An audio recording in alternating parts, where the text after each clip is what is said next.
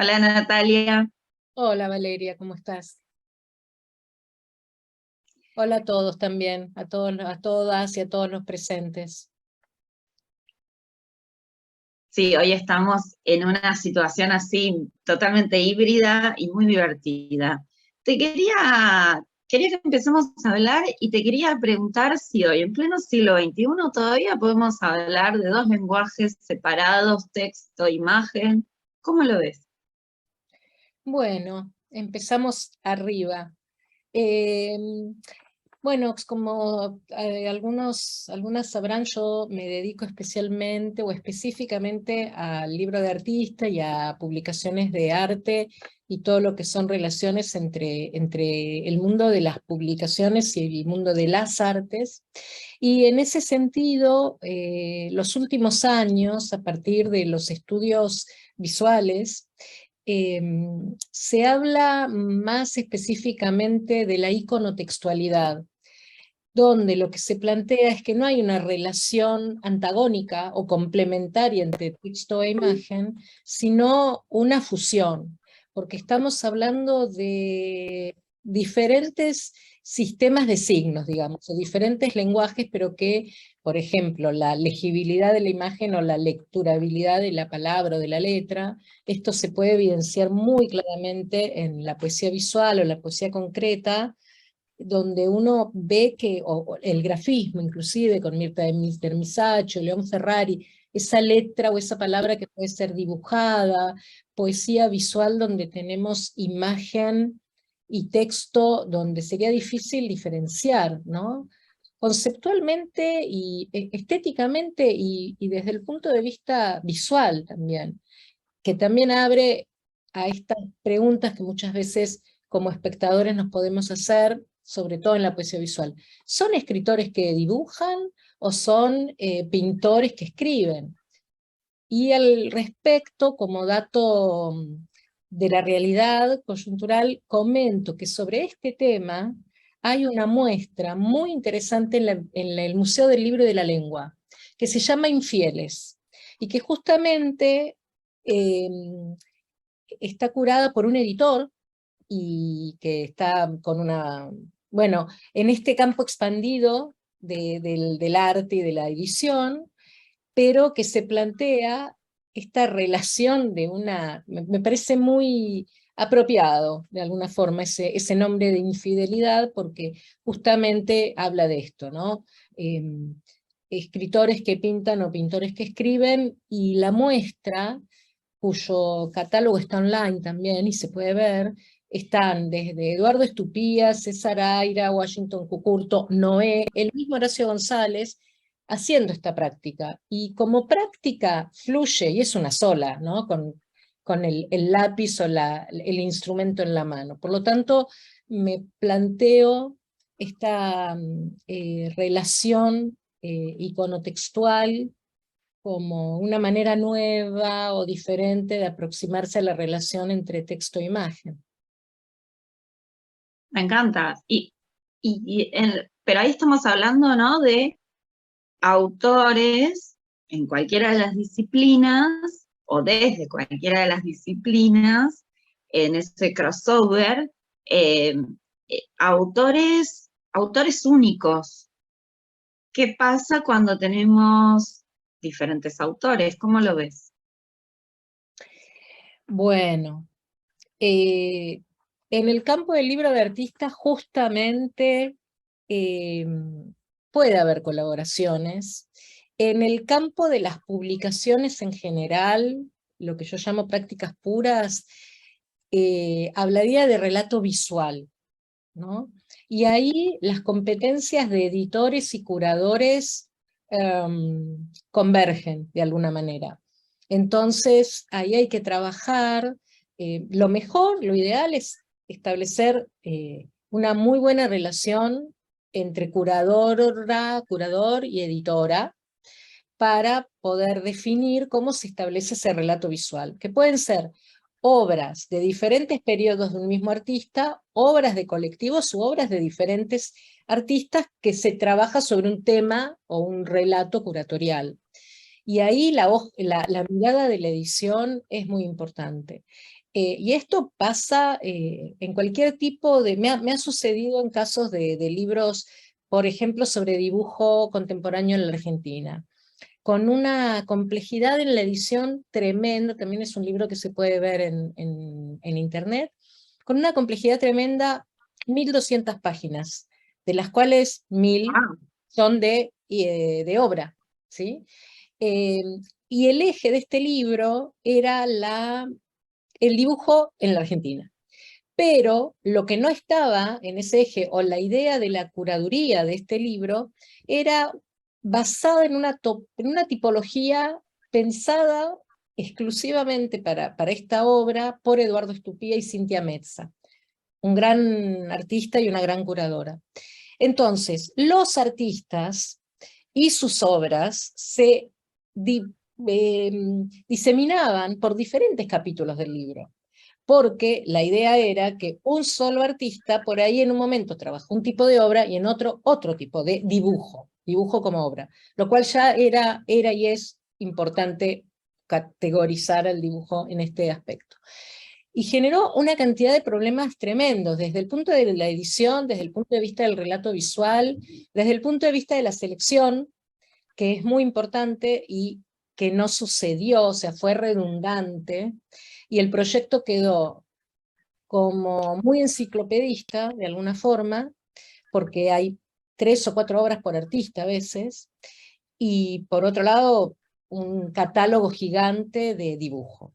Pero esto hace que Noé comparta espacio con un dibujante mucho más joven, tanto en capítulos como en el libro. Entonces ahí, bueno, hay que hacer un trabajo conjunto entre, en este caso, los artistas eran realmente invitados, tenían como otro lugar, las coautorías, digamos, tenían que ver con otra cosa. No es lo mismo que que un artista y el artista vivo al artista que no está vivo, porque empiezan a ujú. jugar otros factores. Pero en este caso había una relación que tenía que ser solidaria y complementaria entre la escritura, digamos, o la escritura entre comillas, la edición o curaduría y el diseño, por no hablar de los derechos de autor. Y en esos relatos, pensás que, eh, a ver, el libro de artista es algo súper amplio, ¿no? Sí. Eh, el relato dentro del libro de artista, ya sea el relato visual o el relato que va que se lleva adelante a través de la palabra, ¿pensás que deben converger o cómo son las relaciones en el libro de artista? Bueno, el libro del que estaba hablando recién no es un libro de artista, si bien surgió como el proyecto pretendía tener una orientación, se convirtió en un libro sobre arte. En el libro de artista, el concepto, bueno, primero tengo que decir que a mí lo que más me interesan son los libros de artista conceptuales, por lo cual todo lo que pasa es a partir de esto, una idea, un concepto. Después se puede desarrollar de diferentes maneras, con alteraciones sobre el objeto, o el artefacto, o el dispositivo libro, como se lo quiera llamar, y puede ser, conceptualmente pueden ser páginas en blanco. Hay una artista española, por ejemplo, que trabaja un libro en blanco, que en una cuestión casi performática, casi no, performática, lo que ella hace es ir dando vueltas las páginas del libro, blanco, impoluto, con las manos manchadas de tinta. Entonces, la lectura se va produciendo al mismo tiempo, ¿no? Y ahí hay una huella, y eso es totalmente conceptual. Pero yo con ese objeto, dispositivo, libro-obra, como es un libro-obra, puedo trabajar con el texto en un concepto que tiene una académica francesa que es, curiosamente, un libro es un libro. Cuando habla del género, de un género dentro del género del libro de artista, tautológico en el sentido de que el libro habla de sí mismo. Entonces hay muchos casos donde texto, página en blanco o dibujo está autorreferenciándose, pero yo creo, desde mi punto de vista y los libros que veo, que por eso insisto en la iconotextualidad. Es una obra, o sea, para mí lo importante en el libro de artista o el libro obra es que haya un concepto, una obra, y se puede desarrollar, puede existir también con objetos, con intervenciones, con algo adentro, con lo que llamo también experiencia editorial. Entonces, me parece que pueden convivir, que no compiten, y que en todo caso van generando esto, experiencias editoriales, que creo que el libro no solo el libro de artista la permite, pero al contrario, eh, pero bueno, se puede jugar más con eso, ¿no? Todo lo que estás contando es súper interesante. Pero pensando desde este concepto que vos trajiste hoy, que me parece tan valioso, el de iconotextualidad, me da la sensación de que incluso pone en juego o zarandea de alguna forma la idea de lo paratextual como jerarquía, ¿no? Donde hay una cosa textual y una cosa paratextual en función y de menor jerarquía. No, al contrario. Para mí, el paratexto, yo hablo de paratexto como un lenguaje editorial, y como editora profesional hablaría de herramienta. Como editora trabajando en el libro de artista, hablo constantemente, y me parece también central el concepto de lo paratextual como lenguaje, porque tengo algunos casos donde la alteración de un título o la alteración de elementos paratextuales, por ejemplo, poner un folio, el número impreso, en el lugar del texto central en la página, y poner texto en el lugar del folio, para mí eso, consciente o inconscientemente, intuitivamente o no, con más o menos participación de diseñadores y editores, es jugar con los elementos paratextuales, que también tenemos registrados por ser lectores, ¿no? Entonces, cuando vos ves que hay un número en el centro de la página y un texto que es una entrevista arriba, en el lugar del número, altera, y me parece que así como muchos otros factores paratextuales, títulos, páginas de legales, páginas preliminares, cuando en libros de arte, no necesariamente artista, tenés páginas y páginas dobles y dobles de obra, que son como un largo pasillo, para llegar hasta la portada. Muchos artistas, editores y diseñadores juegan con esos elementos y significan. El paratexto, para mí, lo que más valioso tiene es ese nivel de significación, de semantización, que ya lo dice Chartier, ya lo dice Mackenzie, bueno, lo comentamos siempre entre nosotros y entre nosotras, y en el arte también. Entonces, hay algunos artistas que trabajan muy claramente con eso. Otra cosa es hablar de las imágenes como elementos paratextuales en un libro de historia.